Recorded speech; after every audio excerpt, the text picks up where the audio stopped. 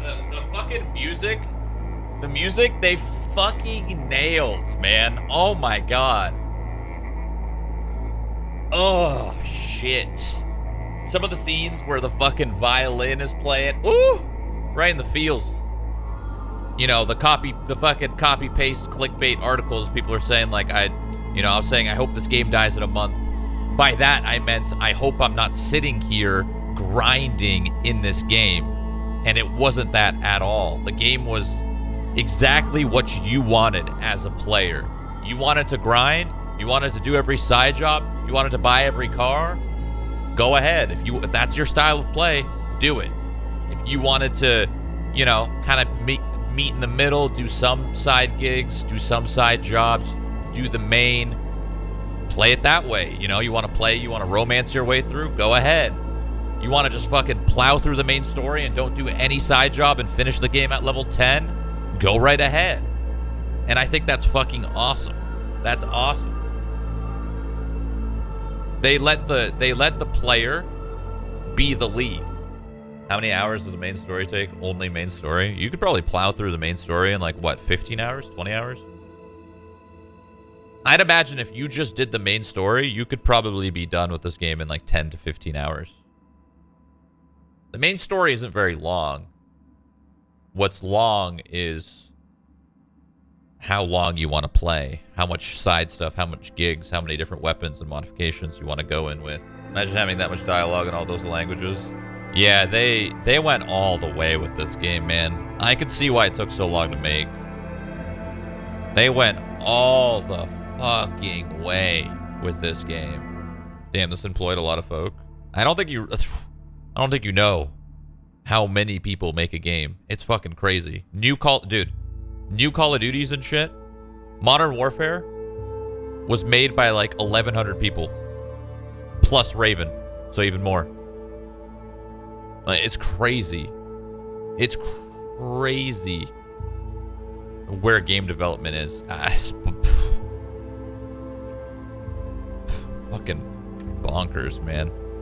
These credits are massive. They just don't stop. Oh. They stopped.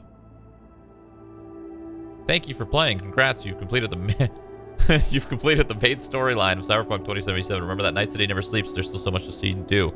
You can continue from your last open world checkpoint, where you'll have a special reward waiting for you. Would you like to keep playing? Sure. Just one more gig.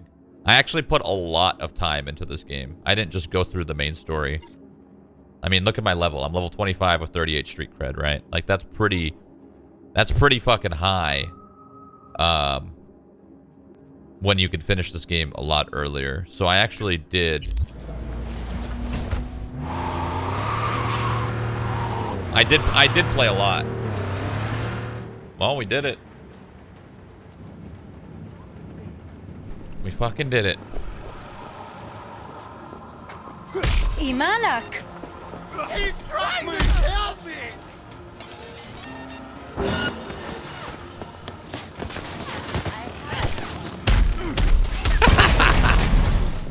Fucking gorilla arms, bitch! Okay.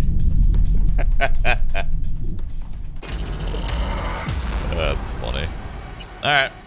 You think Project Red will throw some more money at this for DLC over Christmas? No. They're not ready for DLC. They're going to spend all of their time making sure they fix bugs, making sure they get better optimization. I can't wait to play this game in like a year's time. Once mods come out, once they obviously optimize and make it a little less buggy and shit. Holy fuck. That shit was fucking awesome. What an experience. I can't oh, my game's updating. You can't explain the game. You really can't. You can't. It's a game that you kind of have to play and experience. That was fucking awesome.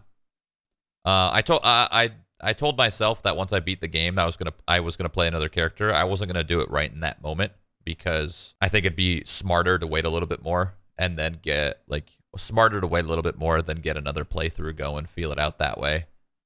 Let them do some updates. Oh shit, that was fucking great. That was fucking great, man. I loved it. It's very tempting to make another character. So fucking tempting.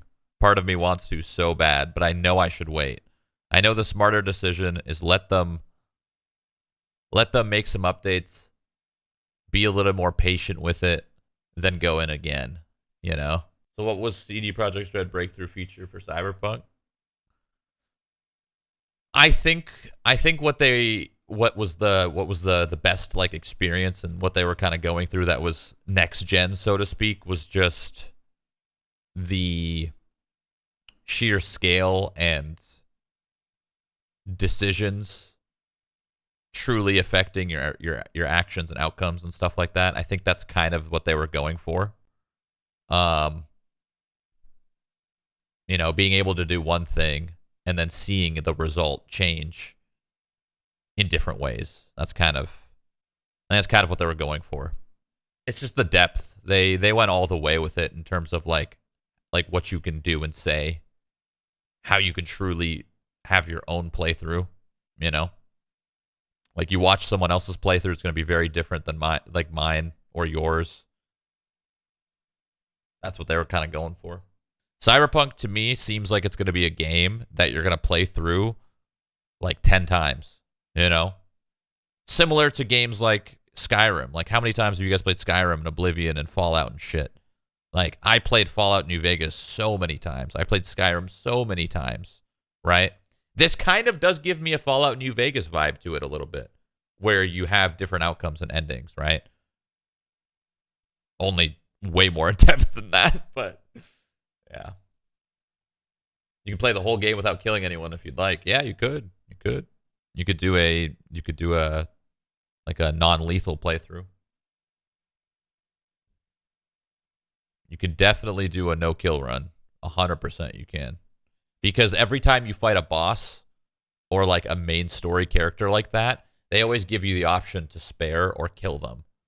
I killed all of them. I said, fuck it. I blasted them. Best single player game of all time? From what I experienced, absolutely. I feel like it's only going to get better too, you know, once the experience gets smooth, and once I get to see other playthroughs and try other characters and stuff. The only thing that I wish was a little bit different was I wish there was a way to continue, like the end wasn't the end. But that ruins the whole point of the story, right? The whole like meaningful part of everything is for it to end. So for it to just not end would be a little weird. And another thing that could have been better, that other games have done better, is random characters. Like a game like Red Dead Redemption 2, for example, is a game where it truly made you feel like every character, like not just main characters, just any person that you see in the world felt very real. In this game, it felt like the people that you see in the world they're meaningless. There's no point of them. They're just there to fill some space, right? In this game, the only characters that mattered were the characters that mattered, the main characters. There were no meaningful encounters with little dudes, little random NPCs. That didn't really happen.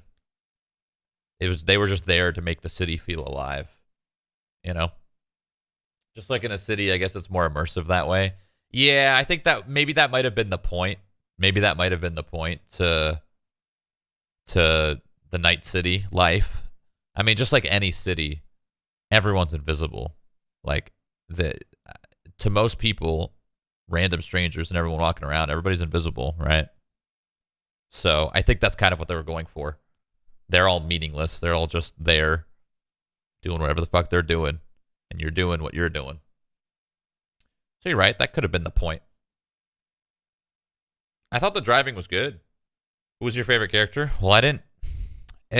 That'll change, right? Your favorite character is going to change. That's the beauty of the game. Your favorite character and a character that you might like in one playthrough might be completely different in the next. Because the beauty of the game is that, like, they are changing and so are you. So, I don't know. I don't know. Like, my favorite character, probably I wish I knew more about Rogue. You know, I wish I dabbled with Rogue a little bit more. I didn't really like Judy. I thought Judy was pretty Pan Am was great. Come on, she was bae. Pan Am was bae. You know? Neo was definitely the best character. Yep, Neo for sure. Can't believe they made a little Neo cameo. That's good. I'm not one for 100% in games. I like to a game like that. I like to play multiple times. I'm going to be playing Cyberpunk a lot, and I'm going to be playing it a lot of times. And each time I play, I experience different parts of it. That's kind of how I like to play games like that. Like a good example I always use is Skyrim. When I played Skyrim, I would start off and I'd make a mage. And I'd go through the Mages Guild. You know, I would fucking do the main quest, do whatever. Just do stuff that I felt was kind of fitting for my character. And then I'd be done with the character, fucking delete them, whatever. And then I'd make another one. I'd make a warrior, and I'd kind of go to the Fighters Guild and Dark Brotherhood or whatever, right? Like, maybe the story was intentionally as short to influence more playthroughs. Well, yeah, there's no way the story could have been so massively long, and it just wouldn't be possible for it to be such a long story because of the different outcomes that you can have and different character, you know, interactions. Dude, I'd love to know how much dialogue is in the game. I'd love to know how many pages the whole script of Cyberpunk is. I bet you it's fucking massive, dude. Oh my fuck. Oh, stresses me out just thinking about the development of that game. Fuck me. Yeah, Skyrim you play multiple times for the builds. Absolutely. Skyrim you play for the builds. You want to make an archer, you make an archer. You want to make a warrior, you make a warrior. You want to fucking use two hands, whatever. That's what you make. That's what you play Skyrim for. But I think Cyberpunk you play for the story and the different outcomes and the change with characters. That's why I don't think it's gonna. That's why I don't think like a lot of people are gonna love it, because there's so many Zoomers in our gaming industry, which makes sense. You know, more kids play games. I don't think it's a very kid-friendly game. I think it's a very mature game for sure. And it's super detailed and in depth. It's very, very easy to overlook it. You play it for a little bit. You're like, I'm not interested. I don't care about this. I just want to shoot people in the head or whatever. Like, I didn't realize the game would be so in depth. So, like, I didn't realize I'd be so immersed into the game. So I kind of wish I went and kind of roleplayed a little bit.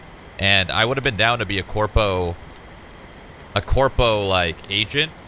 And even though they fucked me over, I'm still like diehard corpo, and I end up helping corpo and like, you know, having an ending with them. I don't know. I think that would have been fun. I think they achieved exactly what they wanted to. I think that's exactly what they wanted. They wanted a very in-depth, like meaningful experience for the player.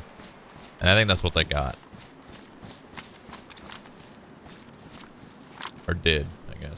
Maybe playing's more impactful, but the story felt super hollow as the viewer.